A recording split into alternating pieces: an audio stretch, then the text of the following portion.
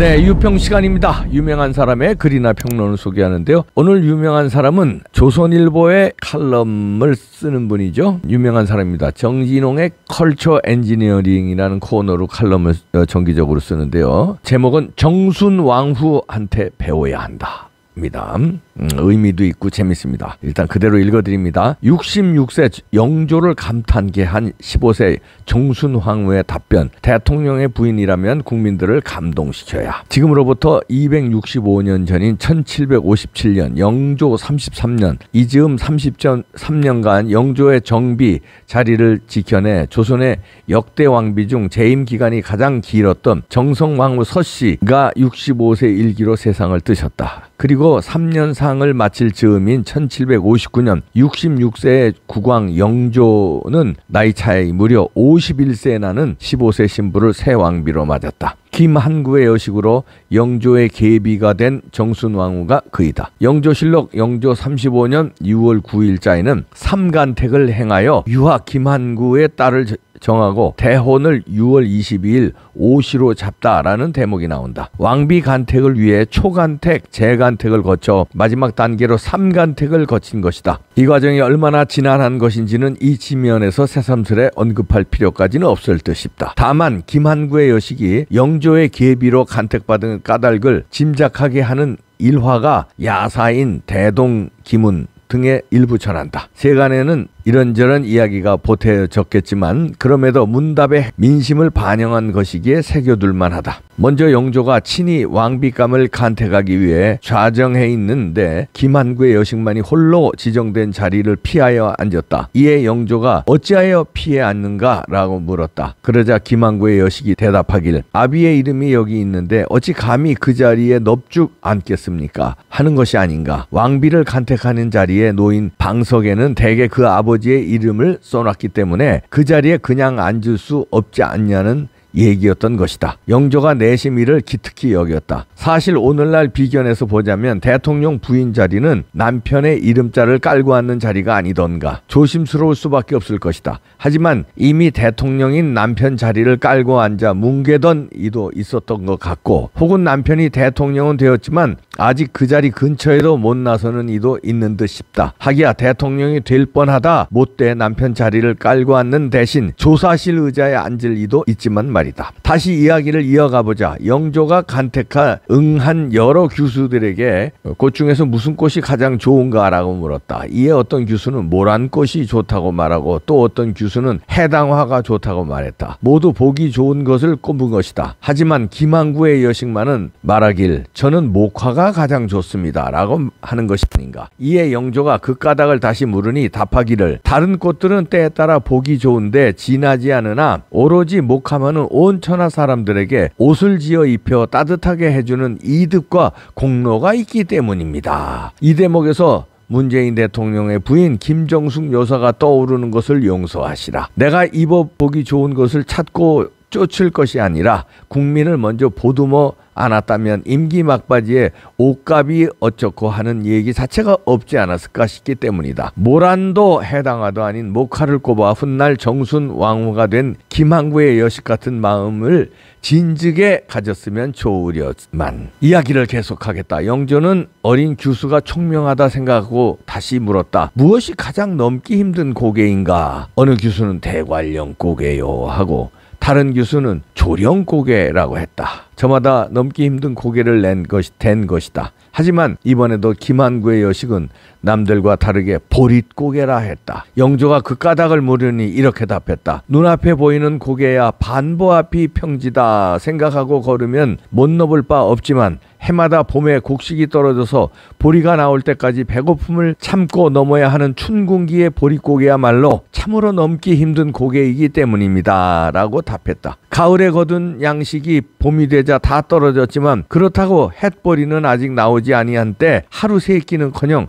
두 끼 아니 심지어 한 끼조차 때우기 어려운 때를 보릿고개라 하지 않았던가. 겉으론 풍요가 만연한 오늘의 기억 속에서는 아련한 추억 같은 것이 되었을지 모르지만 반세기 전만 해도 오죽하면 선거 구호가 일일 삼식 보장 이었겠는가. 이 문답을 보노라니 지난 대선 때 법카 논란을 야기했던 이재명 후보의 부인 김혜경 여사가 떠오르는 것 역시 용서하시라. 국민들은 조 단위의 돈이 논란이 되었던 대장동 사건보다 그보다 수백 수천 배 적은 몇만 원 단위의 돈으로 한우 등 먹거리를 임의로 결제했던 법카 논란에 더 많이 분노했던 것을 아직도 기억하기 때문이다. 비록 진짜 보릿고개는 우리 삶에서 멀어졌을지언정 우리 마음의 보릿고개는 아직 넘지 못하고 있는 것이 현실이지 않은가. 일국의 대통령 부인이 되고자 한다면 국민의 허기진 배를 먼저 생각해야 하는 것이 예나 지금이나 마찬가지 아니겠는가. 다시 이야기로 돌아가자. 영조가 또다시 물었다.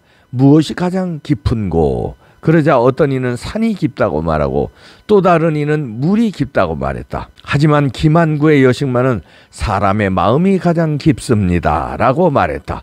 영조가 그 까닭을 물으니 사물의 깊이는 차로 재서라도 헤아릴 수 있겠으나 사람의 마음은 여간에서 재기도 헤아리기도 어렵기 때문입니다 라고 답하는 것이 아닌가. 사람의 마음 곧 인심은 헤아리기 힘들다. 때로 그것은 변덕과 변심처럼 보이기도 하지만 그만큼 깊고 심오하다. 이제 대통령 당선인의 부인 김건희 여사의 차례다. 얼마 전 자신의 집 주변에서 소탈한 모습으로 경비경과 마주한 것처럼 이제는 국민과 마주할 때다. 진심으로 마주하려면 국민의 마음을 깊이 헤아려야 한다. 그 점에서 정순 왕후한테 배워야 한다. 정진홍 컬처 엔지니어 이렇게 써주셨는데요. 글이 좋죠? 대통령 영부인에 비교해서 정순 왕후한테 배워라 이런 얘기인데요.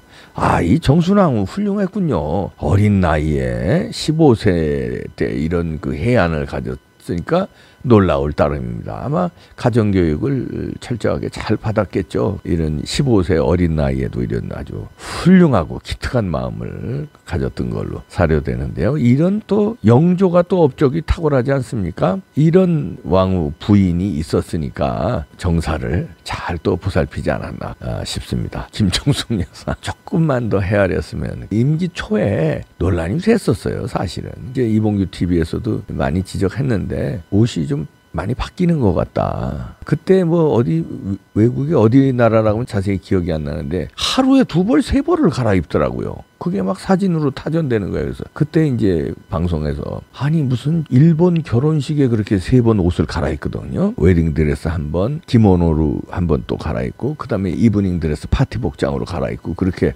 하는데 무슨 결혼식에 갔냐? 신부냐? 왜 옷을 그렇게 낮에 갈아입고 저녁에 갈아입고 뭐 이렇게 하루에 2-3번씩 갈아입냐. 그래서 이제 비판한 적이 있는데 그때 저희들 비판을 마음에 새기고 이게 국민들한테는 좀 사치로 보이는구나. 국민들은 어려운데 사실 코로나 되기 전서부터도 어려웠어요.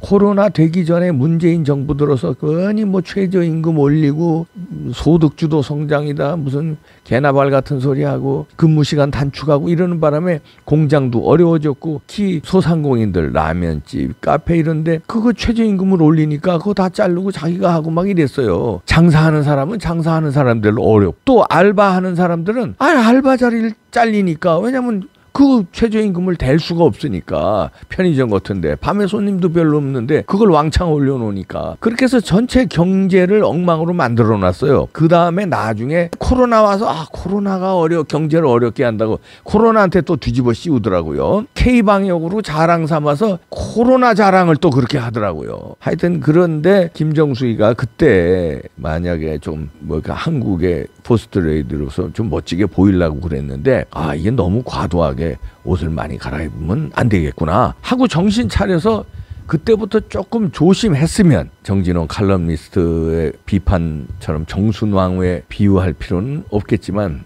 이건 뭐 게임이 안 되지. 그래도 시대 상황이 또 다르니까 이건 논란을 넘어서요 잘못하다가 수사받고 이게 처벌받을 수 있습니다. 지금 이건 문제가 심각하잖아요. 이 자금 출처에 대해서 어디서 돈이 나왔느냐 개인 돈으로 썼다며. 그리고 뭐 샤넬도 거짓말했잖아요. 빌려 입었는데 샤넬 측에서 기증해가지고 인천공항에서 전시한다 이렇게 거짓말했는데 알고 보니까 그 옷이 달라요. 다른 옷이야. 자기가 빌려 입은 건 그냥 빌려 입은 거고 나중에 청와대가 요청해서 나중에 한참 후에 그걸 다른 옷을 인천공항에 배치했다고 그러더라고요. 전시했다고. 그러니까 이렇게 거짓말까지 하고 욕심 부리고 거짓말까지 하고 감히 정순왕후하고는 뭐 비교도 안 되고 김정숙을 까는 것도 있지만 이 정진홍 컬처 엔지니어는 이 칼럼에서 이번에 그 소박한 그 후드티의 쓰레빠가 완판됐는데 이것도 또 불만이지만 저것들은 그 소탈한 모습 경비견을 그 감싸주고 안아주고 쓰다듬는 그런 모습 사진 한 장 찍혔잖아요. 집 앞에서. 그런 국민들의 눈높이. 국민들은 그런 걸 좋아한다 이거예요. 그게 완판이 됐잖아요. 그 쓰레빠가 정순왕후한테 배워서 이제 앞으로 이제 영부인이 되실 텐데 김정숙처럼은 절대 하지 말고 그런 그저께 보여줬던 그 후드티 패션처럼 그렇다고 공식 석상에 후드티 입고 나가면 안 되죠. 그러나 이제 사치하지 말고 그저 과용하지 말고 소박한 모습, 소탈한 모습. 그리고 원래 옷이 많으시잖아. 있던 옷만 입어도 멋있을 거예요. 지난번에 보니까 그냥 검은 정장에 여기 빨간 거하고 검은 거 섞인 마우라 이거 스카프 했는데 그런 거 입으시면 되죠 뭐. 그리고 가끔은 해 입으셔야지. 지금 김정숙처럼 뭐 350벌이래. 누가 그걸 계산을 다 했더라고. 그렇게 헤쳐 입으면 안 되시. 그렇게 안 해 입으실 거야. 그 남편의 자리 는 부인의 자리고 부인의 자리는 남편의 자리 아닙니까? 윤석열 대통령의 포스트 레이디는 세계적인 포스트 레이디의 패션을 선보일 겁니다. 우아하면서도 수수하면서도 세련된 민심을 동하게 만드는 사진 한 장 한 장이 이제부터 화제가 될 겁니다. 두고 보세요. 기대됩니다. 그거 보는 즐거움도 있잖아요.